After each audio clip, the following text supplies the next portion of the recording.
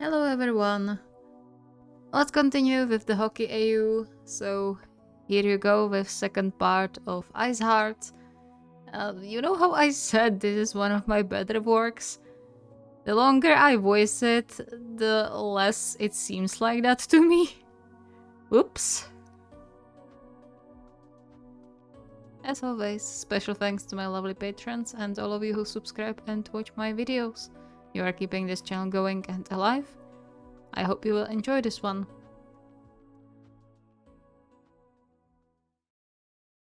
He paced nervously back and forth along the hallway, waiting for the curling team to finish with their practice. He didn't manage to get hold of the other men when they came, and so now was the only chance to go on with his plan. If he could call it a plan. He was just going to apologize and hope that the man wasn't too upset with him to refuse a free coffee. The rest of the team already left, which he was kinda glad for. Matsukawa gave him a quick thumbs up before he headed outside, which surprisingly helped a bit. He stopped in his tracks when he heard three voices coming in his direction. They were the other men he saw on the ice line, but no silver hair in sight. A shorter man with a buzz cut, the one who was usually by the circles and shouting directions at the others, tilted his head when he spotted him. "Are you waiting for someone?" "I was hoping to speak with your other teammate. Is he coming here?" "Oh yeah, Yahaba should be here any moment. He's always the last one to go." Yahaba is his name. "Do you need anything particular with him?" Kyotani shook his head. "No, I just need to explain something." The other examined him a bit with his gaze and nodded, apparently satisfied. "Alright then, he should be here soon." "Oh, speaking of the devil." Kyotani looked up, and sure enough, the silver-haired man, Yahaba, was coming down the hall. "I'll leave you here to talk." Yahaba crossed his arms over his chest, though his face didn't show as much annoyance as Kyotani expected. Instead, he looked curious. "So, are you waiting here to walk on me changing again?" Kyotani cleared his throat. "No, I wanted to apologize. I was thinking and walked into the wrong door. It was an accident, I swear. I'm sorry I made you uncomfortable. It wasn't my intention." He was sincere, and yet he couldn't leave out an opportunity to jab a bit. No matter how annoying you might be. Yahaba blinked, but then snorted a short laugh, sending Kyotani's heart rate up even when he covered his mouth to his immense disappointment. Goodness, that was the worst ended apology I've ever heard. But it was an apology nonetheless, and you are still new here, so I accept. Just watch which door you are using next time. I promise. They stood in the middle of the hall, just staring at each other for a moment, before Yahaba cleared his throat, running his fingers through his hair. "So, anything else you need?" "Yeah, I wanted to invite you for a coffee, or tea, or whatever you drink, as an apology." Yahaba paused and clenched a fistful of his hair in his hand. Kyotani was already opening his mouth to backtrack, worried he might have gone too far too fast, when Yahaba nodded. "Alright. When?" Kyotani inwardly rejoiced. "Well, I was thinking today. If you are free, of course. I know a nice cafe nearby." Yahaba smiled, and Kyotani could just die there and then. "Okay, just wait for me outside. I'll be quick." Kyotani furiously scrolled on his phone, looking for some well-reviewed place. He cursed his too fast mouth. Why did he say he knows some place here? He was from the opposite side of the city and had no idea what options were here. He panicked when he heard the main door opening, but it was just the short-haired guy from before. He raised his eyebrows, seeing Kyotani leaning on the wall. Still waiting? Yeah, kinda. He bit the inside of his cheek. Tell me, do you know any good cafe around here? The other smirked. Oh, so you wanted a bit more than just to talk with Yahaba after all. It's still part of that. Just extension. The other waved his hand and reached for Kyotani's phone, typing into the search bar. Here, this should be good. They have the best hot chocolate in the city. It's not far from here, so you can memorize the way if you want to make an impression. Yahaba should be here soon. He then narrowed his eyes at Kyotani. I will warn you now though. I know not all hockey players are the same, but just to be sure. If you hurt him, you'll have to deal with all three of us. And I don't mean just physically. You break his heart, we break your nose. He's a kind guy and deserves to be treated as such. Understood? Kyotani nodded, though he wasn't sure where all this certainty of everyone else in their non-existent relationship came from. They were just going to get a coffee, no date. Crystal clear. The man smiled. Good. Well, good luck. Make sure Yahaba has a great time, okay? With that, he headed down the street. Kyotani had to smile. It was nice seeing someone's friends caring like this. However, the other's mention of not all hockey players being the same brought up some questions in his mind. The door opened again, this time revealing Yahaba tucked in a long brown coat and a colorful scarf. Kyotani's heart skipped a beat. It was so strange to see the other in something else than the minty and white sportswear, but it certainly was a nice change.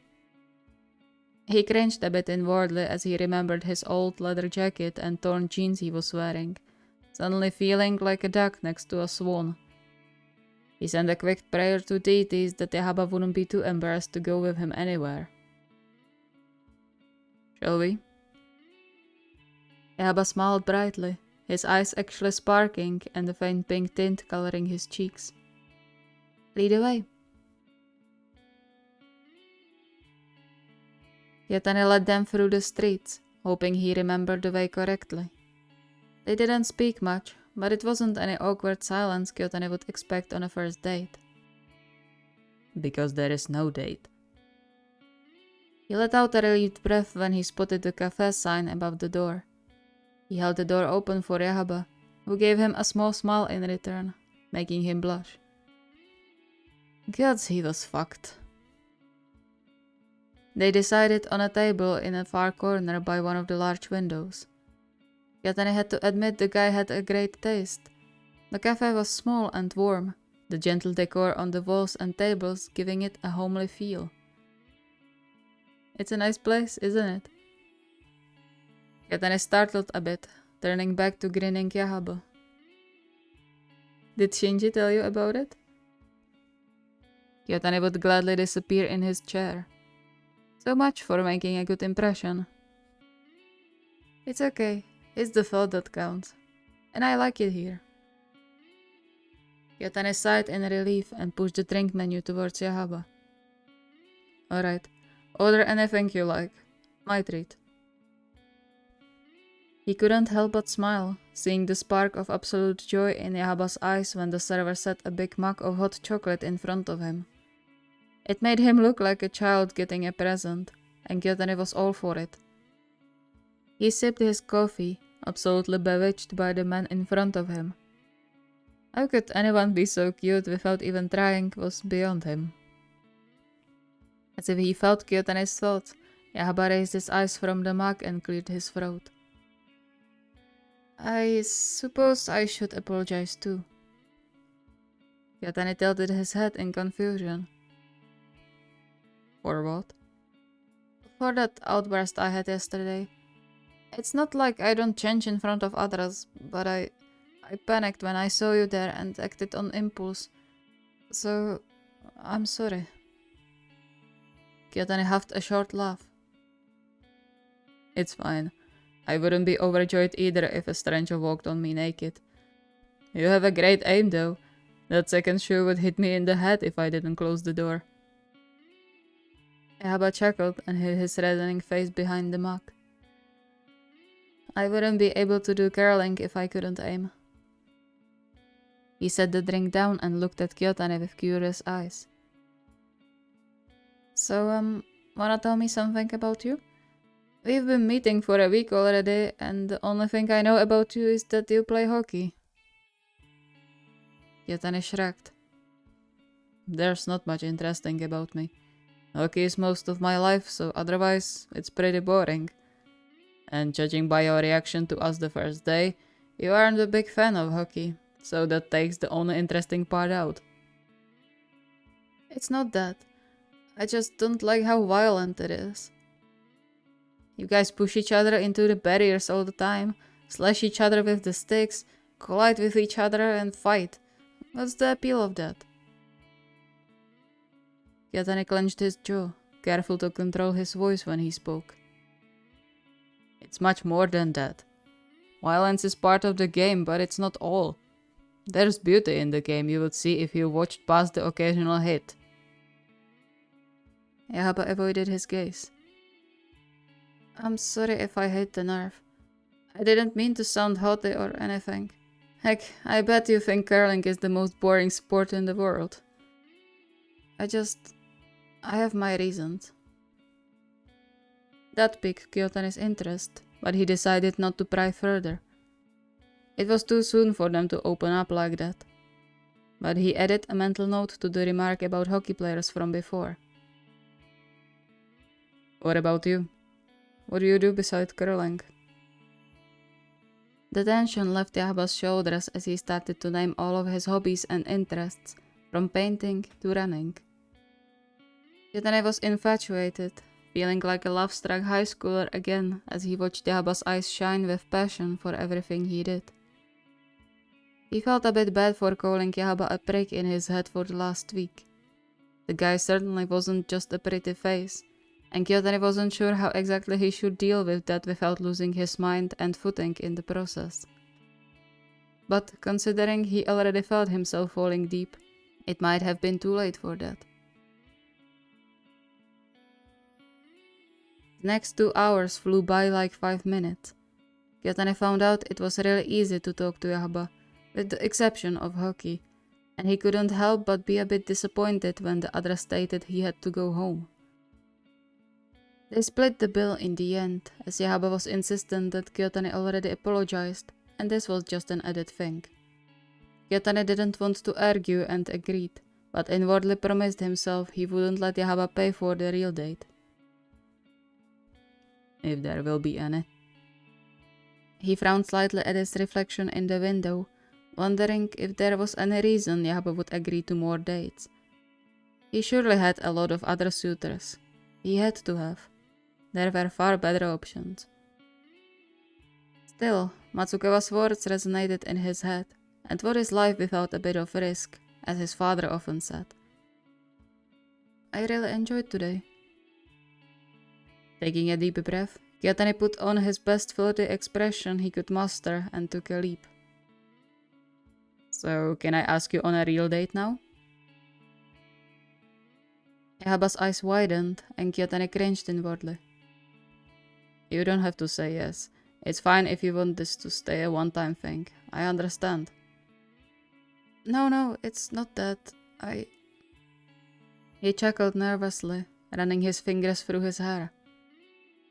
I just haven't dated for a while, so it surprised me. But I would love to go out again. His lips curled with a shy smile, and Kyotane was about to melt into a puddle of goo. He accompanied Yahaba to the train station, already planning out their first real date in his head.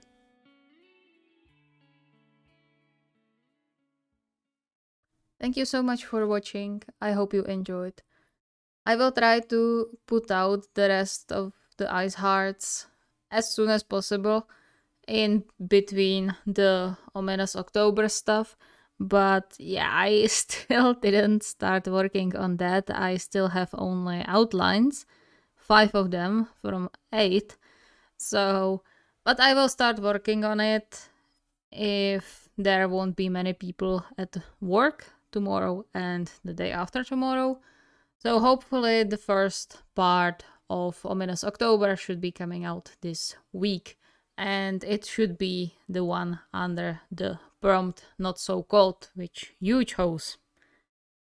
If you have any requests or ideas, the request form is linked in the video description. See you next time.